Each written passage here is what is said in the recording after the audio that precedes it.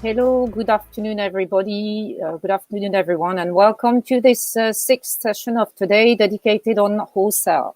My name is Suzy Menneret. I'm a MEF consultant and advisor focusing on wholesale topics for the Mobile Ecosystem Forum.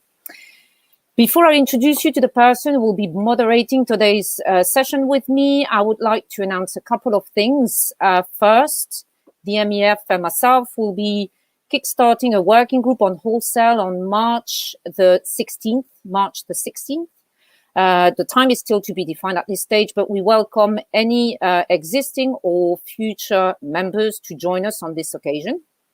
So please feel free, if you're interested, to contact us at MEF or myself at Suzy at mobileecosystemforum.com. And on that occasion, we would be very excited to hear from you on the topics you'd like to see addressed in this working group and that you see being relevant for the Mobile Ecosystem Forum when it comes to wholesale. So please feel free, if you have any items that are dear to you or you'd like to have us addressed in this working group, you have the chat here that you can use to submit your ideas. Or again, you can contact us at MEF, either myself, Suzy at mobileecosystemforum.com, or Susan or Dario, who will be forwarding your messages. And we will kickstart with this on March the 16th. Right, let me now introduce you to my colleague and friend who will be moderating this panel together with me today.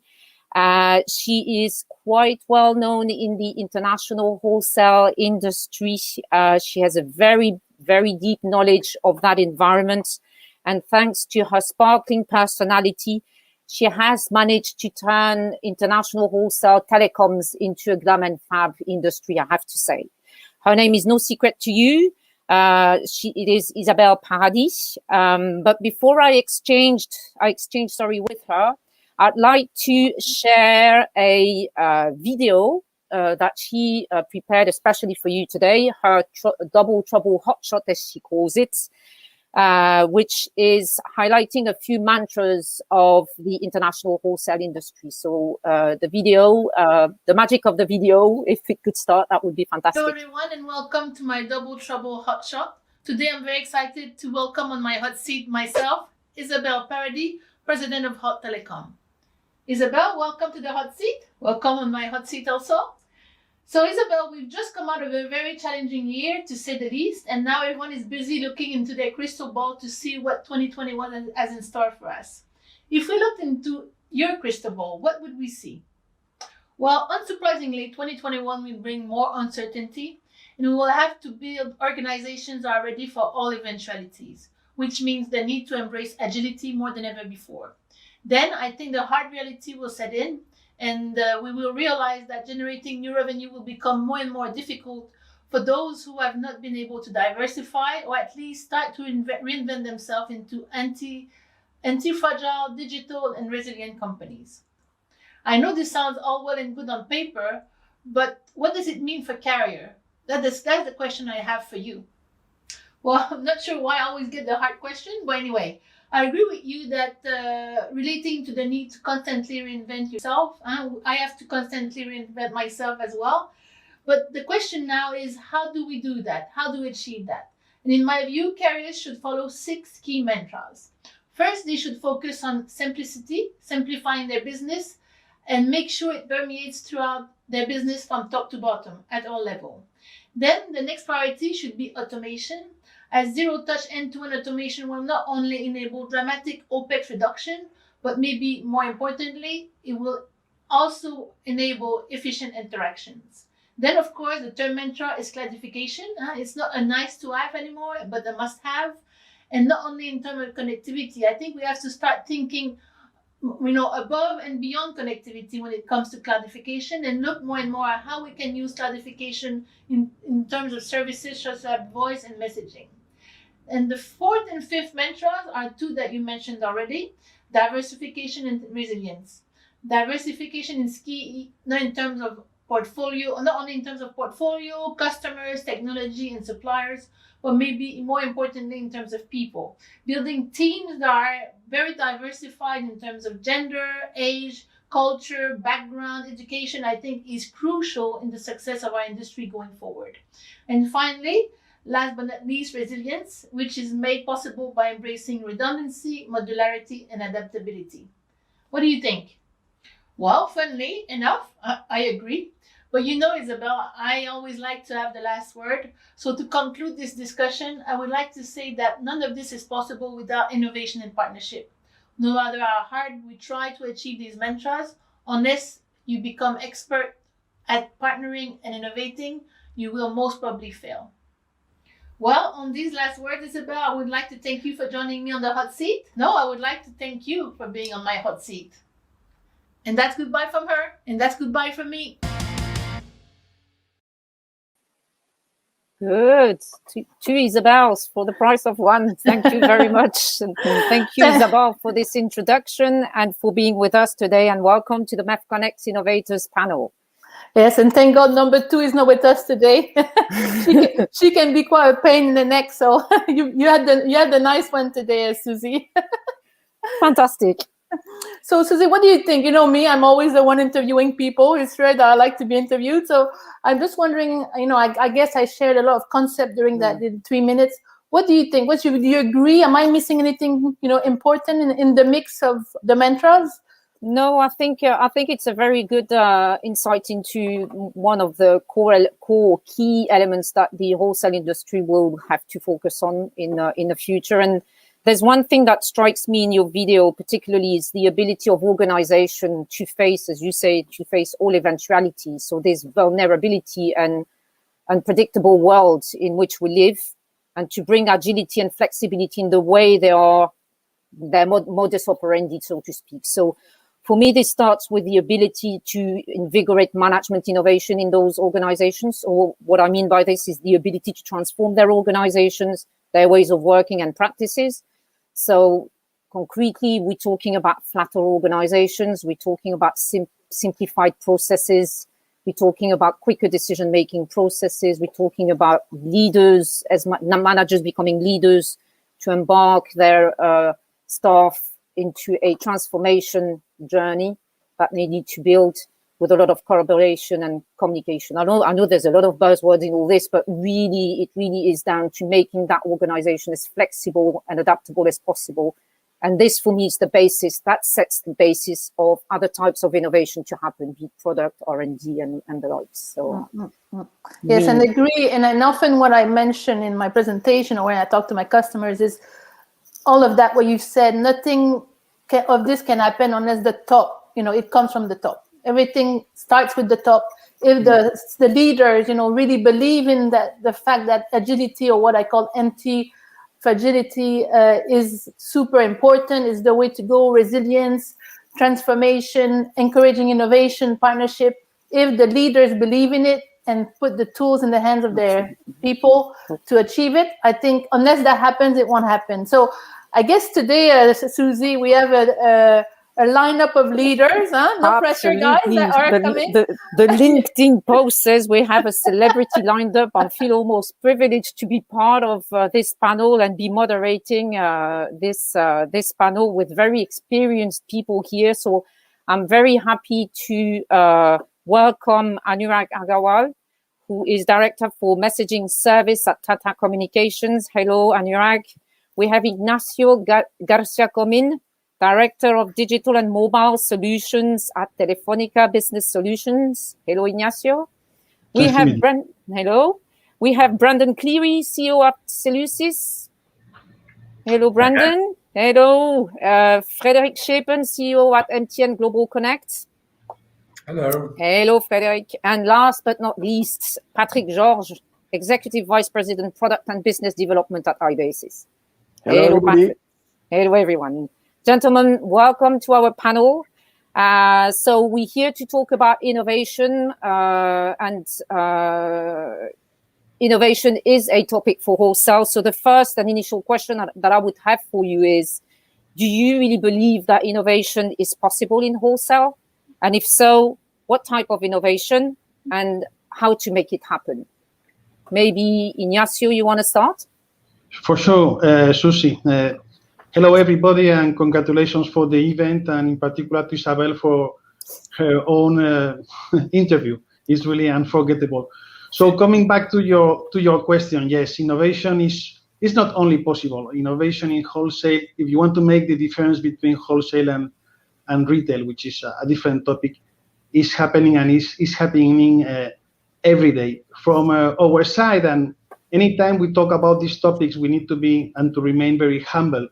I think it's important, let's say, to have a bit of distance regarding what we should apply. If you had asked me the same question 1 year ago before the COVID-19, probably I would have said a list of services that we have in the roadmap, and I'm sure that we will discuss that during the session today. But what we have learned this year is that, and it was, let's say, covered during the presentation, is that you need to understand the market. You need to understand what your customers are requiring. You need to understand how you are going to process all the information that we have to be able to deliver new services and new products, so we transform this creativity into revenues.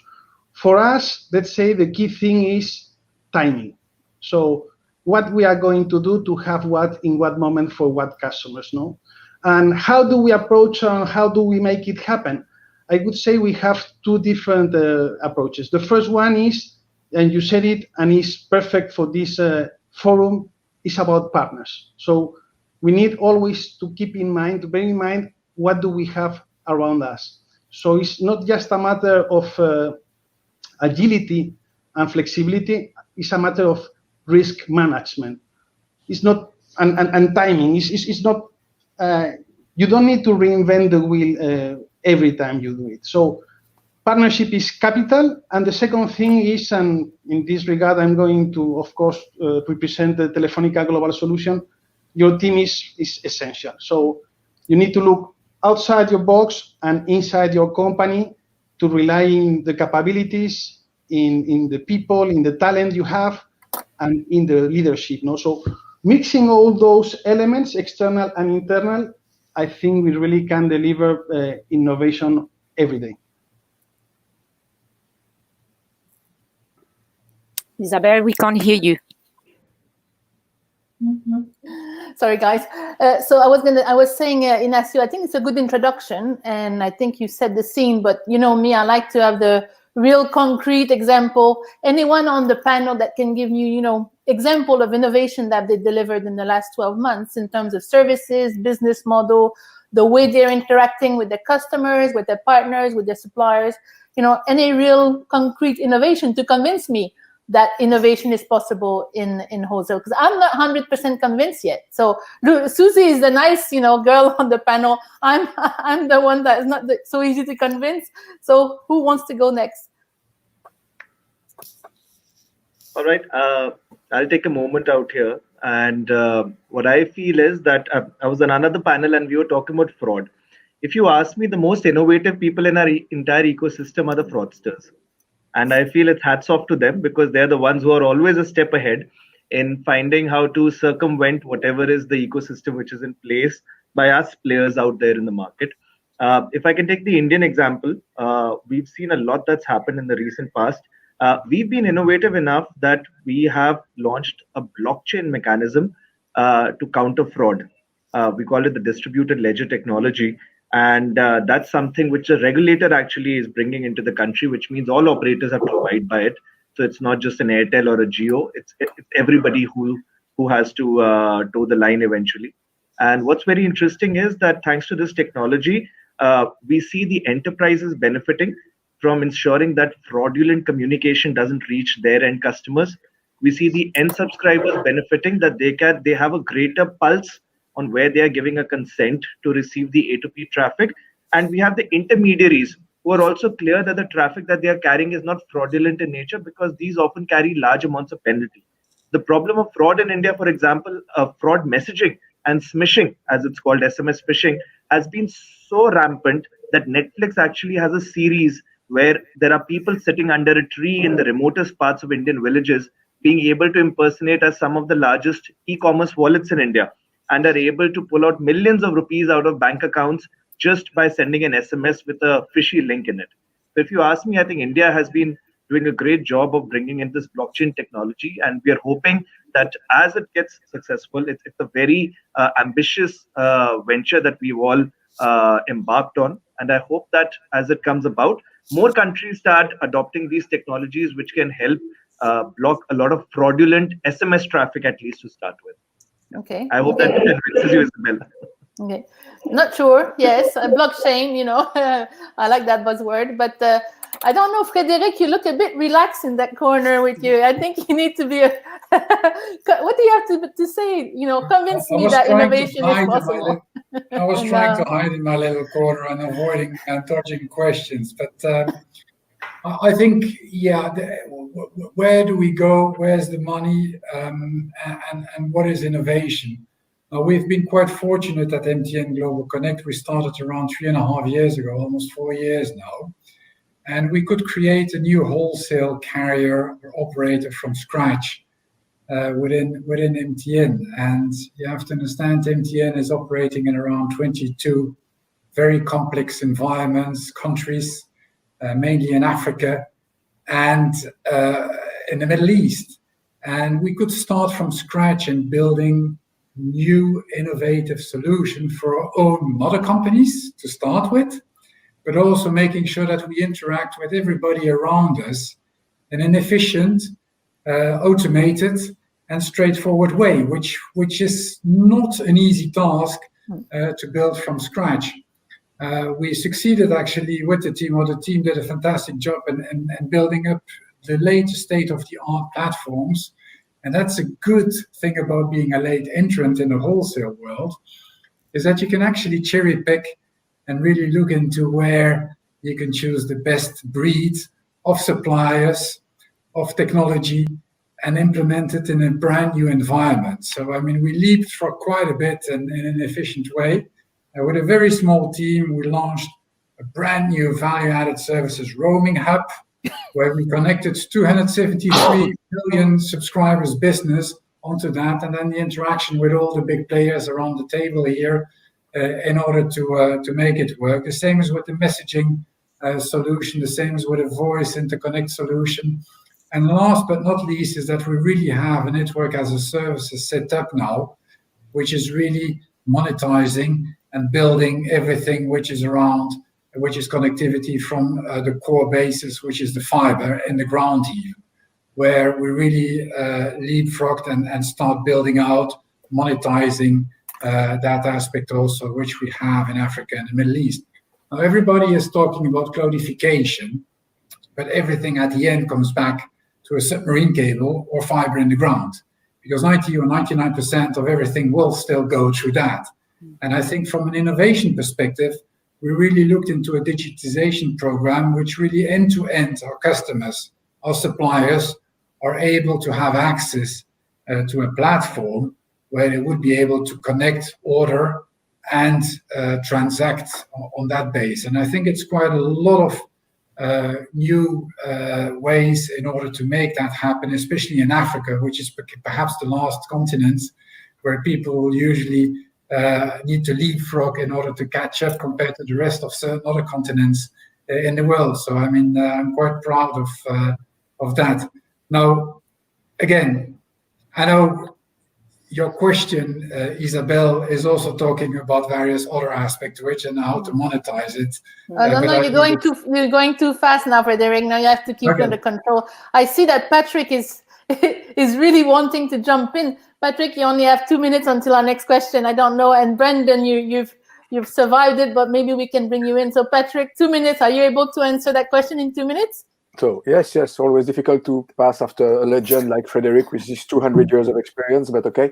No, I guess it's innovation is very important, but I guess it's a combination of different parameters. You need to innovate not for the sake of innovate. You need to innovate to add a value to your customer. And we know that it's a people business, and as Fred explained, the dynamic in different regions are different, and you don't have the same problem in different regions. And that's why I guess it's very important to come with the right level of innovation. And we are here to serve the operators. So typically, let them concentrate on their core duties and then maybe some less sexy stuff, or some more complex stuff like security, hacking of a profile and all of that. This is where, together with technology partner like Brendan and Cellusys, because they are the one who innovate, we are the one who bring the service to the market.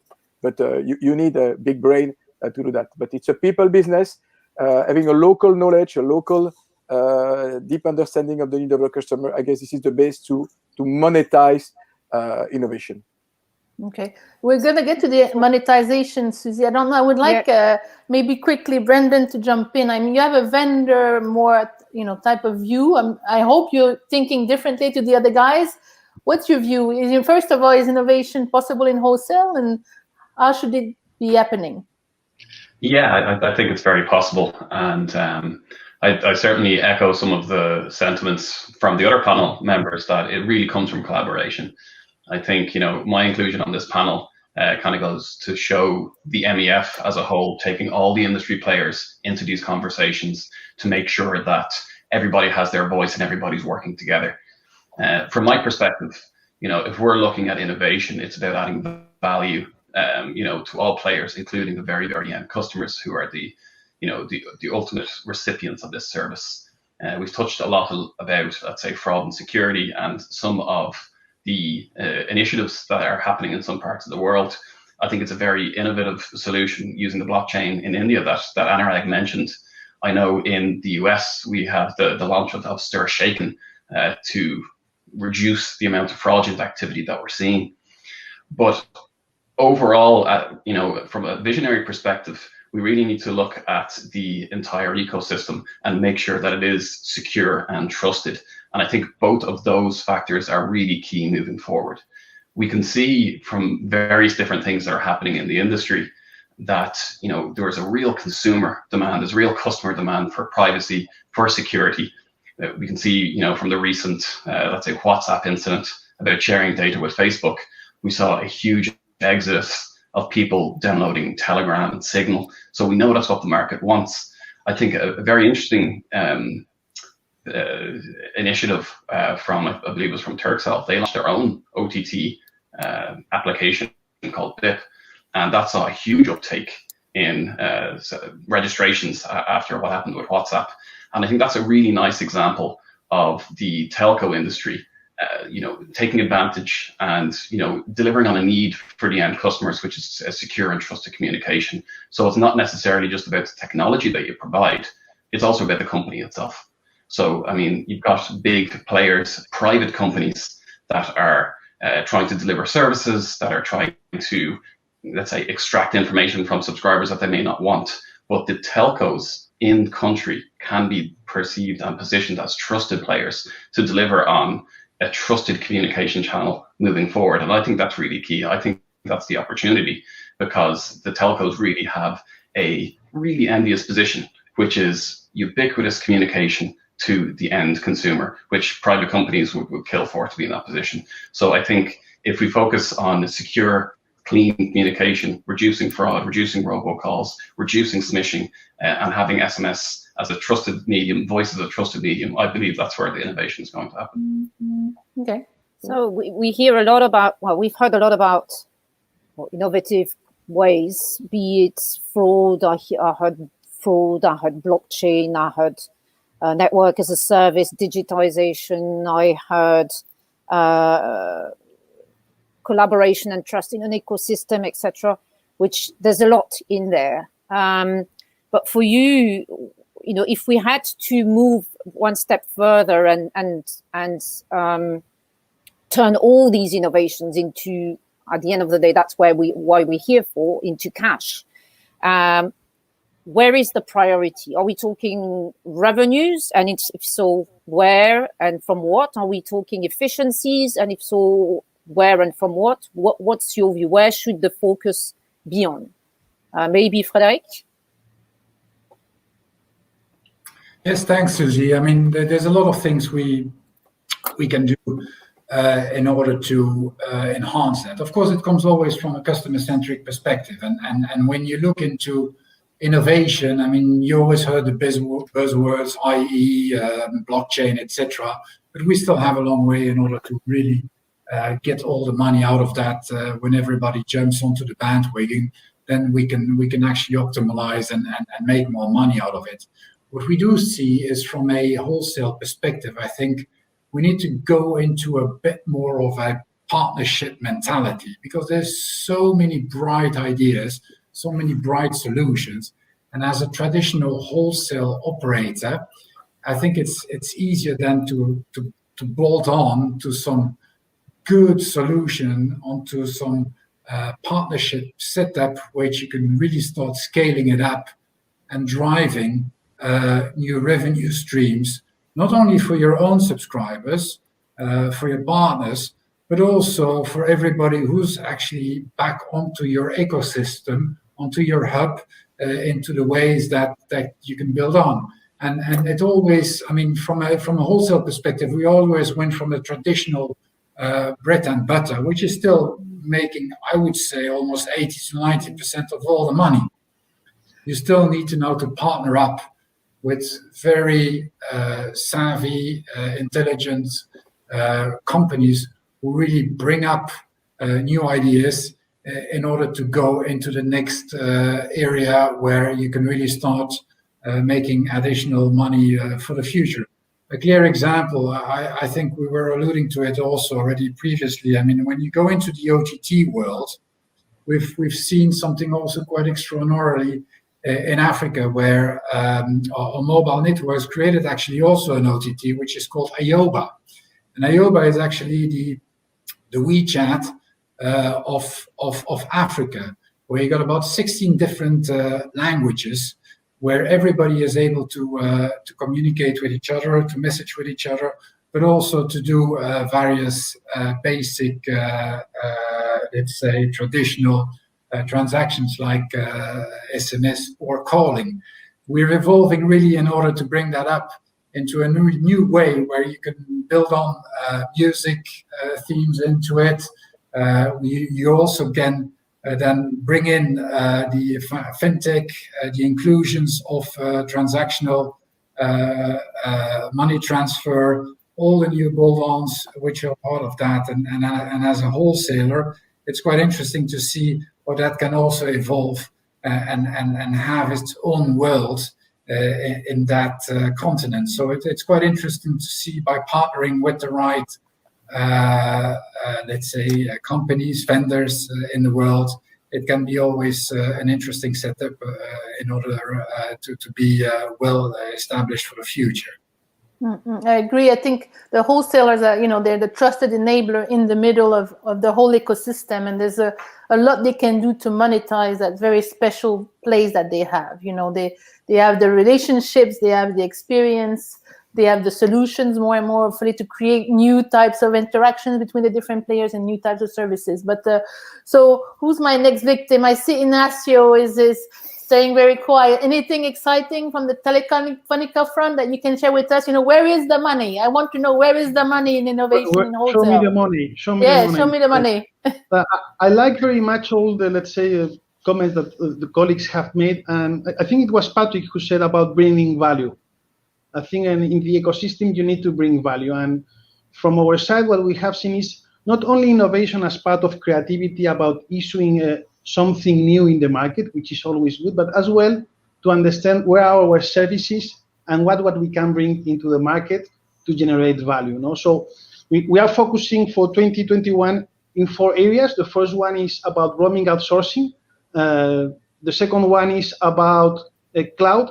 Not only, let's say, for all the deployments, we see that people are requesting the hyperscalers, but as well they want to retain part of the data center. So as Telefónica Global Solutions, relying on our international network, we have issued a very good virtual data center service, international one, with good fiscal, I would say, incentives, which is something which is very welcome. IoT definitely is everywhere and is a partner business. So we are doing a lot of business in the US and in Europe through partners, both providing the platform and generating global connectivity and local connectivity. And last but not least, and we have heard from Tata, let's say, a lot of comments regarding this is about messaging. So we are investing big time in messaging. It's something that for the last 2 years we have seen that can change the world.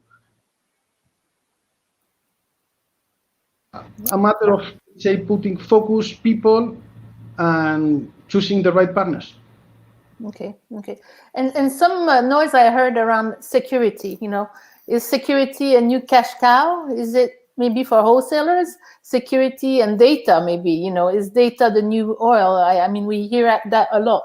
Is that something that wholesalers can use to generate more money to replace some of the lost revenue going forward? Who wants to take that? Patrick? Yes. I guess it's about, to rebound on your question, it's important about what we want to do as a show me the money, We all know that in this industry, you have different type of players. Some of them are here to make money at any cost and somehow finding cheaper way, using some bypass and all of that. I mean, we all know some of our peers doing that. And then you have the other operator who are here to defend their customer, to defend the operator, and here for the long run. And that's why sometimes you do something which is not producing money overnight. For example, if you fight for the inbound fraud toward an operator or to the outbound fraud, you lose some traffic. It's short-term view. But this is the way that you create the relationship. You show that we are here sharing the same value with your customer, with your mobile operator customer, or your service provider. And from there, you can, I can say, build some services. Security is typically a good example. Security become more and more important. Why? Because there are more and more attacks. You have more and more regulation and a liability from operator to protect the data of their operator, of their customer. We also know that the signaling network was built in a period where it was a kind of safe garden, walled garden, where it was only operator and good guys around it. And we know that some people today are abusing this signaling to get some information that they may resell about stuff there. And that's why security is key to avoid big disaster when you have an attack which compromise all the customer data, compromise the service you have with the denial of service. And this is very technical, and security is one buzzword, but there are plenty of instances and plenty of domain where you need to put the security. And again, I guess as a wholesaler, we have a strong role to play over there, because again, we have a global DNA. So we see what's happening in different sides of the part of the world. We can exchange good practices with our customer, but also amongst ourselves, amongst our community. And typically the mobile ecosystem forum is a great place to do that. And then from that, to make sure that, to quote Anu, I guess it was Brendan or Fred, I don't remember, but who said that the fraudsters are the most innovative, Anurag, the fraudsters are the most innovative people. That's help us, to have a faster answer by sharing all the data, by relying on strong partner and sharing experience from different sides of the world. Okay, so Brendan, I'm giving you a gift there, Is there money to be made in security? I hope you're going to say yes, but surprise me. Well, clearly, we'd be doing something very wrong if that wasn't the case. I think there's some very interesting points there raised by the panel, and particularly the last one, which is the motivations behind the fraud that's being committed. I mean, if we look at the fraudster, their entire business, their entire life, their entire business model is committing fraud. Whereas if we look at the wholesale carriers, the MNOs, each of those, I mean, it's a serious impact. I mean, IRSF alone, I think globally was 18 billion in 2020. But we can see that perhaps they don't have a pure focus on literally just stopping fraud and nothing else. So we can see the motivations are a little bit different. And, how do we even that playing field a little bit? Part of the answer will be technology. We'll come up with kind of innovative solutions that are kind of monitoring what's happening and be able to identify it as quickly as possible and to give that visibility. I think that's really, really important. If you can't see what's happening, you can't do anything to address it. And another way in which the industry is shifting now, as we mentioned before, is the centralization or the cloudification of everything. The way we're seeing this is with MNO groups pulling together their signaling, or carriers offering more and more services, which is a fantastic start to addressing the problem. Where the problem is, am I being attacked? Where am I being attacked from? What kind of things are happening? And what is the impact of those attacks, I think is very important also. I mean, we're talking about end subscribers on one hand, but we're seeing another industry shift of an explosion of IoT devices. And the outcome of these attacks can be very, very different and can have very, very different implications. So, I mean, if you are doing a tracking-based attack to find out where an individual is, that is obviously a bad thing we want to stop. But if you're doing the same thing on a sensitive IoT device, or that's a shipping container or a cash in transit van, we see that the attack type changes dramatically, and the monetary impact of that is just increased in severity. So I think across the board, security is hugely important. How we see that is the starting point. How we address it, that's where the collaboration and the partnership comes in. It's from all players. That's a very interesting topic, and it's an easy way to move on to the next question. I heard a lot about partnerships in all you've been saying, and it's great because the MEF is all about also ecosystem and how we make that partnership work in an ecosystem. I'd like to ask you, where are you in terms of really partnership, bringing partnership into your own reality, business reality, and how does that partnership help you monetize anything you bring forward, particularly in terms of innovating further, in terms of innovation? I don't know who wants to take that, Anurag or Brendan, you've just spoken, or Ignacio. Yes, thank you. Brendan, please. Brendan, you're the star. Yeah. Absolutely. So, I mean, in terms of partnerships, I think finding the real world problems really happens when you engage with customers. It's not a case where you engage with a customer and say, I have this solution, can we put it in your infrastructure, please? Here's the known business problem, and here's the outcome you're going to get. I mean, that might be a nice starting point, but really for innovation, it's about the partnership and saying, on an ongoing basis, what are you seeing? What are your problems on a day-to-day basis? And working with them to say, okay, well, these are the kind of solutions that we can come up with. One recent concrete example of that is a new solution that we're launching, which is a zero trust SMS. And the whole concept behind this solution is identifying URLs that can exist within the message content itself. And again, another partnership that's supporting us in this endeavor is a company called Menneret. And they are the kind of the intelligence behind determining whether a URL is malicious or not. Does it contain a link to an app store that contains Trojans or viruses or anything like that? And this is real value that you can add to a customer based on collaboration that we had with another industry player, saying, look, this is a real problem we're having. And it's actually directly impacting the money that we're making via A2P SMS.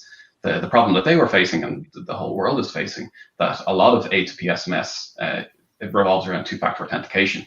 But if that channel is not considered secure anymore, they are looking for alternative means. Whether that alternative means would be using an authenticator app on their phone, or whether that be this new approach of using flash calls. So sending a call that's not answered, but using part of the CLI to authenticate a particular application in question. So it is really an ever-moving industry, and we have to move as fast as the fraudsters will. And I think one of the points just to kind of leave on this is that all of these new technologies that we're bringing to fight fraudsters are also in the hands of the fraudsters. So if we're looking at kind of AI, if we're looking at new fancy ways to detect fraud, they're using the exact same tools to promote fraud. It's a never-ending arms race, and it simply requires that collaboration, that ongoing open-mindedness, and working with our customers to find a solution that will benefit the industry as a whole. Okay, so Anurag, you've been lucky. I haven't poked you too much, but I guess maybe, I know we're running out of time, I think, Suzy, but maybe Anurag, what do you think on messaging? I mean, what about partnership, innovation, messaging? Everyone's jumped on the messaging bandwagon. What's the result? So I would quote your mantra out here. I think it was number 4 or 5, which spoke about diversity. And I think today we see a lot of diversification in the messaging communication channels which are coming about. And that's why, there were some things which Brendan touched upon right now. And I think Telefónica also mentioned about some initiatives. But I think as SMS becomes more and more stifled in its ability to offer a rich form of communication, we see the growth of conversational commerce. And that's coming about through new channels such as the WhatsApp business messaging or the RCS business messaging channels. These are new forms of partnerships which operators are getting into with these new channel partners. And this is becoming new revenue streams. How much is the show me the money in this? That's still something the jury is still out, because these are very new channels and we are working on ways of figuring out the right monetization schemes. But I feel that with these diversifications and good securitization around some of these channels, like Brendan mentioned, we should be seeing new partnerships with operators, with the wholesale providers, and that should help in bringing about new streams of monetizations for operators, aggregators, carriers, and give enterprises much more flexibility and richness in their communication with their end customers. So that's an innovation coming up in the messaging space. Okay, cool. So, Suzy, how are we doing? Do we have to conclude now, sadly? We have 5 minutes left, I think. But maybe we can do two things. One is to ask for one final word to each of our very experienced panelists on what, in one word, wholesale innovation monetization for you. What is it? I can see Anurag to start with. In one word. I think partnerships, which was mentioned, is what's important, because no one player can now win the entire market. So I think partnerships is what will be driving future innovation monetization stream. So that's what I see coming. IGNACIO? Well, we've talked during today a lot about technology, and I'm really a fan about people. And I think it's relationship with your employees, with your colleagues, with your partners that at the end make the difference. So it's not just a matter of team building or leadership, which absolutely are mandatory for innovation is. I think the soft side of the technology is something that we need to have very present. And when we have done good businesses, it's because we establish good relationships. Thank you. Frédéric? Yeah, I think, not to rehash what the rest of the panel is saying, but the most important thing, and I think I've worked with most of you here around, either in the same company or as a customer or as a supplier, I think besides having great partnership, I think the uniqueness is really the inside job of people who really understands well what the customer needs and wants.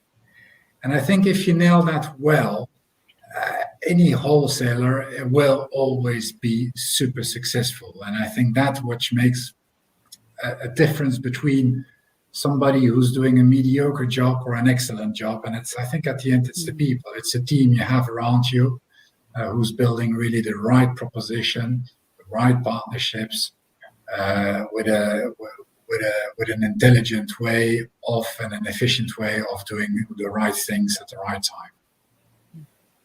Very insightful. Patrick? So always, you speak after those...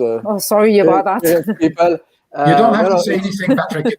Okay, so vote for Fred. I guess it's of course people, of course partnership, and I guess I would put that as a combination to say agility and flexibility. Be able to find the right partner, to adapt yourself, to have your people to adapt to the customer, to adapt on the culture. So piggybacking on the answer of my prestigious colleague, I would just add agility on top of it. Thank you, Patrick. Brendan? Always tough to go last when all the good words are taken. I think what I can add perhaps is inclusion. So innovation can really come from anywhere, as has been mentioned before. It might be internal into your organization. It might be someone who's in your industry, or it might be someone who's totally outside of your industry. So including everybody in different conversations and being open-minded enough to assess every suggestion that comes your way, and to kind of investigate and explore about how we can add in new value.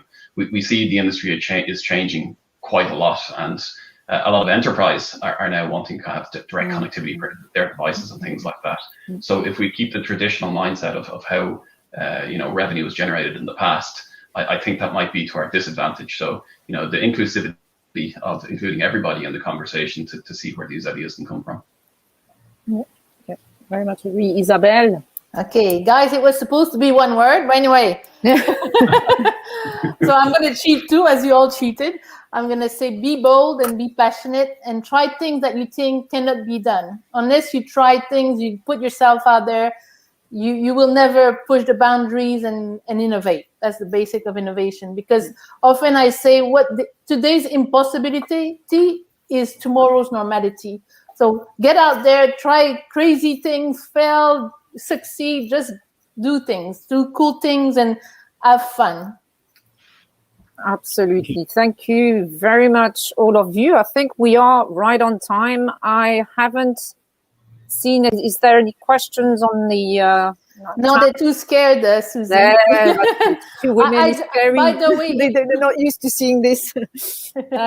Yeah. So thank you very much to all of you. It was an honor to have you all on this panel. It was I very much enjoyed the conversation, very insightful comments made by all of you. See you all on March the 16th. And as we said, please feel free to reach out to us to give us your insights as to what you'd like us to talk about or to work on in that working group on Wholesale. See you soon, and thank you so much to all of you. Thank you. Bye, guys. Cheers. See you soon. Bye.